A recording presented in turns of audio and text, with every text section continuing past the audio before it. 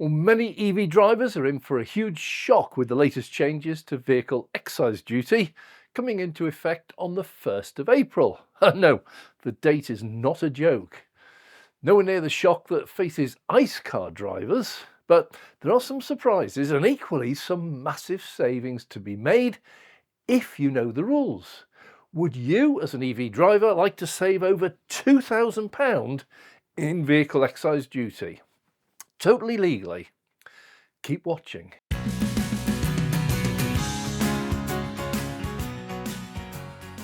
I'm Dave. This is Dave Takes It On. I always thought that what I called road tax or vehicle excise duty was to help pay towards the road infrastructure. Roads, bridges, that sort of thing. The latest revision to the rate states exactly the opposite. Well, I'm never too old to learn. As an EV driver, I gladly accepted the free VED, but never expected it to last. I should pay my share towards the roads, as I thought, because I use them. But the latest VED structure, well, it totally baffles me. Let's get some figures out the way first. The new structure, coming into effect on the 1st of April 2025, as it affects EV drivers, is split into two. New cars, existing cars. If you have an existing car that's already been taxed before and needs taxing after April 25th, then most, but not all, are in for a hefty price rise. Some much heftier than others. What about those rushing to buy before the 1st of April 2025? Well, for many, total complete waste of time. But for others, there's massive savings to be had. Now, the actual rates are not that easy to understand, so let's have a go at it. Well, first, to clear up the confusion, road tax, or VED, is not there to pay for roads and bridges. According to this government, it is purely a tax on vehicle ownership. Glad I cleared that one up. Okay, electric cars. This first section covers brand new electric cars. This is electric only, 100% BEV, not hybrids of any sort. But those bought and registered from the 1st of April 2025 onwards. This affects absolutely nobody at present. It only comes into effect on the 1st of April 2025. I'm going to add a full table at the end for easy comparison, but this one's quite straightforward. They've just removed the zero band tax rate. From 1st of April 2025, lowest band rate for the first licence of the car will be £10 a year. That's it. Well, this is the government quote for those new EV buyers. You will need to pay the lowest first year rate of vehicle tax set at £10 from the 1st of April 2025. From the second tax payment onwards, you will pay the standard rate. This will be £195. Okay, that's all fairly easy and clear, but there's an exception. New electric and zero-emission vehicles registered on or after April 1st, 2025, with a list price exceeding £40,000 will attract the standard rate, plus the expensive car supplement for the first 5 years from the start of the second licence. Now that's also fairly clear. First year, £10, second year, £195 plus the £410 expensive car, £605 a year for 5 years. But of course, that'll go up with inflation. But in the 7th year, that will drop back down to the standard rate, as the expensive car supplement only runs for 5 years from the second year. Got it? Yeah. Well, quite what the standard rate will be in 7 years' time, nobody's got a clue. Now, it can be confusing because there are always some people who want to beat the system, so let's see how you can. Well, first, if you buy your new EV in March 2025, you're going to pay zero vehicle excise duty in the first year. Wow, you've just gained £10. But the bigger saving people are going to be looking for, it's the expensive EVs. Yeah, I know they all are, but here that one means those with a list price over £40,000. Buy that before the 1st of April 2025, and the expensive car supplement doesn't yet exist. As you go past April the 1st, 2025, your car technically then becomes a used car, with the first registration date falling between 1st of April 2017 and 31st of March 2025, where the second licence and subsequent licence are quoted at just £195. You've just beaten 5 years of expensive car supplement at £410 a year, saving you £2,050. Now, that's my interpretation. Check for yourself. I accept zero responsibility if it doesn't work for you. If I'm right and the EV you've chosen is above £40,000, get a move on, get it bought and registered before the 31st of March 2025, or pay the premium.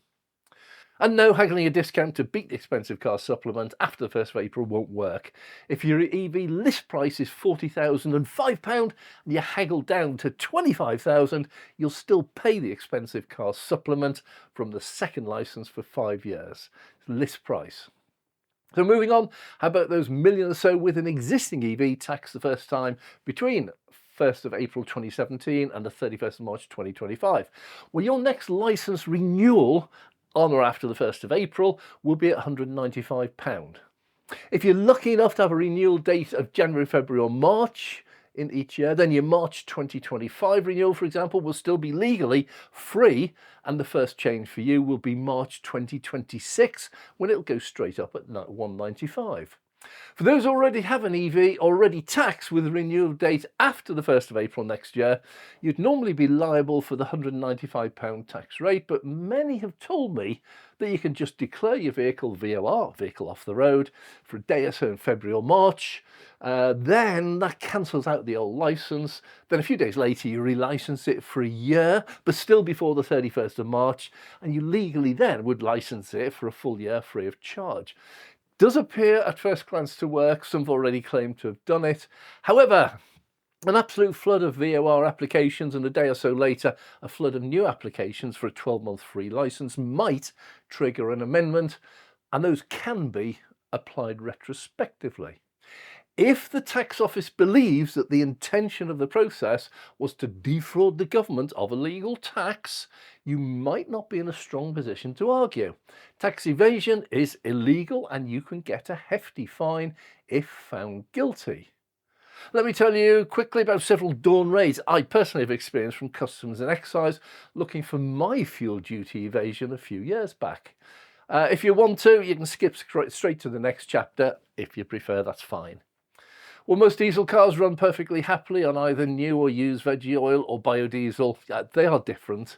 But 15 years ago or so, when fresh veggie oil in Tesco's was 50p a litre and diesel was £1 a litre, it made huge sense if you could get your car running on fresh vegetable oil. Even more sense if you could get a free waste chip shop oil. That was absolutely perfect. Free motoring. But Customs and Excise didn't like it, as I and thousands of others at the time were evading paying fuel duty. Evasion is illegal. They raided a number of properties, not mine, and while some people went to jail, most had their cars crushed. They take it seriously. We all, thousands of us, registered immediately as users of biofuels and received a monthly form from the HMRC where we would declare truthfully and honestly the number of litres of vegetable oil that we'd used the previous month. We then forwarded a payment check. At the time, it was based on 48 pence per litre fuel duty. It's now 59p, by the way. And we were once again fully legal, just out of pocket if we have to buy the fresh oil and then pay the fuel duty. But a few people immediately noticed a loophole. If for a whole month they drove around and they weren't stopped by the police or raided by HMRC, then there was no way to establish how many litres of WVO, waste vegetable oil, they'd actually use. Likewise, even if they did get stopped and they had a tank full of WVO, then they just flashed their licence and promised to pay the correct duty at the end of that month. No offence had been committed, no laws broken. Well, during this period, I received 2 Dawn raids to check up on me and to try and catch me out, I assume. And I found out that they actually had no testing equipment to test for WVO. The only tests they had were for red diesel. Now, for those who don't know, red diesel is a perfectly legal fuel. It's diesel, but it has no fuel duty paid on it. It is intended for use off the roads in farms, building sites and the like, where fuel duty isn't payable. It's very cheap. It's also illegal to use on the roads. It's called red diesel because they put a bright red dye in it. I learned that it also has a special reagent in it that's colourless. So anyone, and I've heard of the people doing this, bleaching out the red dye thinking they'll not get caught, they're wrong. In fact, detection is incredibly simple. They even showed me when they raided me. They have filter papers impregnated with a dye which react to the reagent.